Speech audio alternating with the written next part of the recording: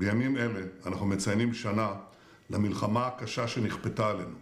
מלחמת התקומה נגד ציר הרשע של איראן שקם עלינו לכלותנו.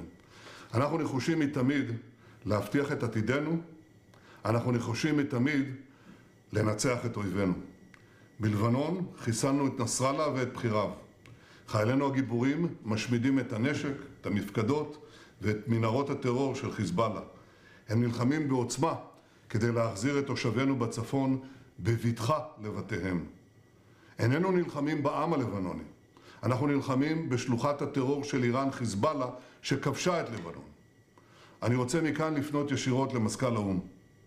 הגיע הזמן שתוציא את יוניפיל ממעוזי החיזבאללה וממרחבי הלחימה. צה"ל ביקש זאת שוב ושוב, והוא נתקל בסירוב שוב ושוב, שכל כולו מכוון לתת חומת מגן אנושית למחבלי חיזבאללה.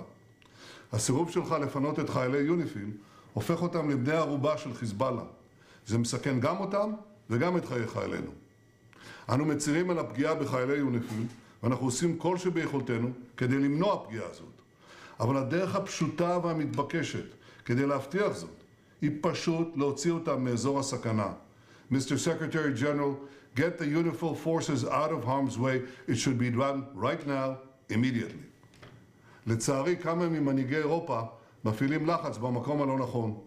במקום להעביר ביקורת על ישראל, הם צריכים להפנות את הביקורת שלהם לחיזבאללה, שמשתמש ביוניפיל כמגן אנושי, בדיוק כפי שחמאס בעזה משתמש באונר"א כמגן אנושי. לצערי, שם גם אונר"א משתף פעולה עם חמאס.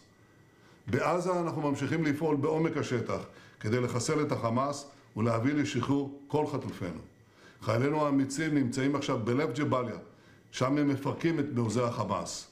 101 חטופינו שנמצאים בעזה נמצאים תמיד בראש מעיינינו, ונעשה הכל כדי להשיבם, את כולם, החיים והחללים, הביתה.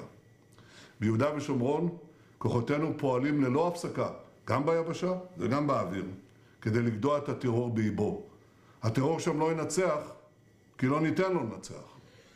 ובזירות אחרות, אנחנו נמשיך לפעול כדי להבטיח את ביטחון ישראל. ישנם רגעים במהלך המלחמה, בהם יש להקפיד על כלל פשוט, ואני מבקש מכל השרים להקפיד על הכלל הזה. לדבר מעט ולעשות הרבה.